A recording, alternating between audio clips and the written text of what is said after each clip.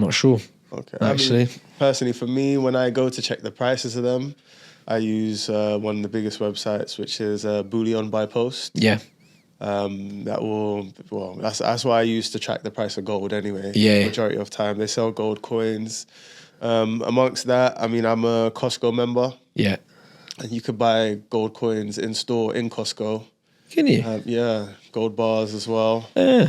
That's where I bought my first gold bar from. Yeah. But I realized very soon after that, I should have went for the gold coin instead, since it was capital gains tax free. But we all make mistakes. I just pay a little bit of tax on it. I mean, either way, it's gone up in value anyway. Yeah. You know, the market's gone crazy. It's gone, since then, I haven't really been able to buy much anyway, because the price is just always going up. Yeah. Which leads me to think that it is got to come down. Yeah. You know, and I don't want to get caught with FOMO, just buying near the top, because who knows when the top is. I mean, the top might not even be for another year right now. We might get to 3,500 before it starts going down. Yeah, I mean, this kind of plays into the whole trying to time the market. Yeah. It's impossible to do consistently. Yeah. Yeah. So what about things like premium bonds? How do you purchase those? Through NSNI, so government website. They are, a lot of my clients like to have premium bonds as part of their cash allocation. They're safe, they're guaranteed. There's a limit to how much you can hold. So you can hold up to £50,000 worth of premium bonds per individual. Most of my clients, if I ask them why they've got premium bonds, is they like the fun of it. They like seeing if they're going to win month on month, and they're relatively good at keeping pace with interest rates. So they will alter the level of winnings based on what you might get as an interest rate from a bank. So at the moment, average returns on a premium bond is about 3.8%, but that's been as low as 1.5% not too long ago when interest rates were low. So it's still in that cash return category. So if you do have premium bonds, it's a cash asset ultimately, and you shouldn't really have more in cash than your emergency fund. 6 months worth of your outgoings. Beyond that, unless you've got anything earmarked for large purchases in the next couple of years, you should be diversifying into other asset classes outside of cash. So stocks and shares, bonds, commodities. How easy are premium bonds to sell? Oh, very easy. Yeah, you can sell them pretty much immediately. And you will receive the money pretty much immediately as well? Yeah. Okay. Yeah. Very, very liquid. One thing about, I believe, is Moneybox and things like that with a GIA, because that's what I use my Moneybox for, a general investment account.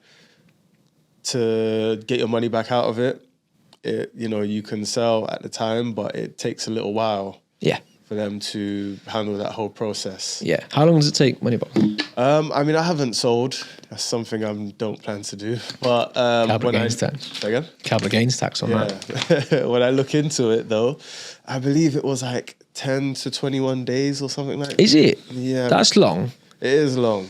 So, but I may be wrong, but I'm sure I've only looked at that once. I wouldn't be too surprised because they probably deal with a high volume of orders. Yeah. But any general investment account or stocks and shares ISA, anything where you've got investments or funds or stocks should be more instant because you're literally, as long as the market's open, you've sold it. But if you've got funds tend to take 3 to 5 days to settle. So yeah, with our clients, if anybody wants to sell down from their investment portfolio, we tend to say, look, it's 3 to 7 working days.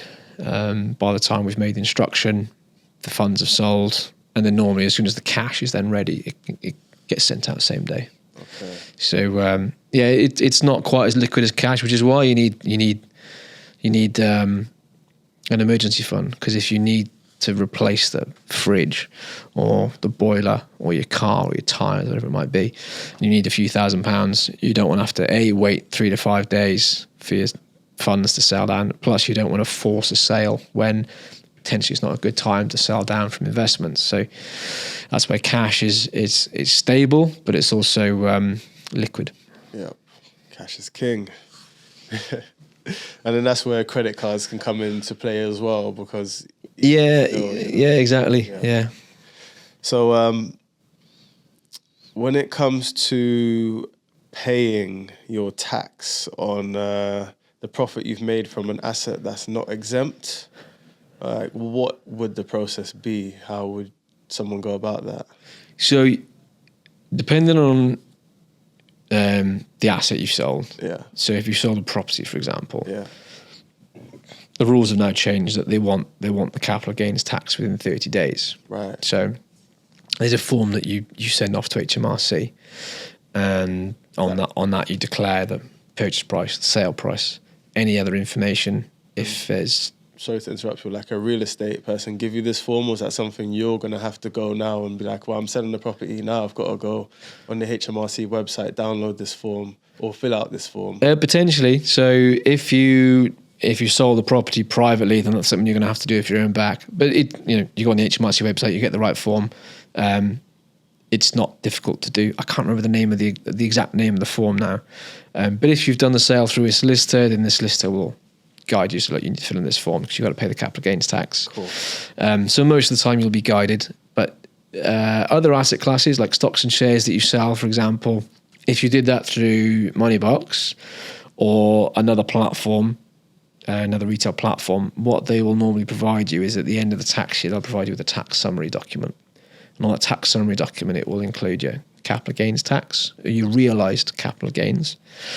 It won't tell you what tax you owe, but it will tell you what your realised gains are. That's the number you input onto your self-assessment tax returns. The amount of interest your portfolio earned, and the amount of dividends that you've earned. And all of that data across all of your assets or income that's been generated, you need to input onto your self-assessment, which you do via HMRC post April the 6th every year.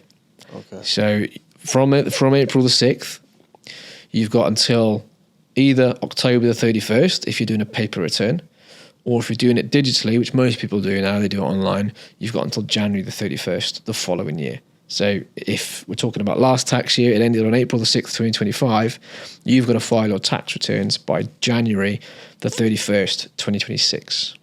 Okay. And this is only for things you have sold?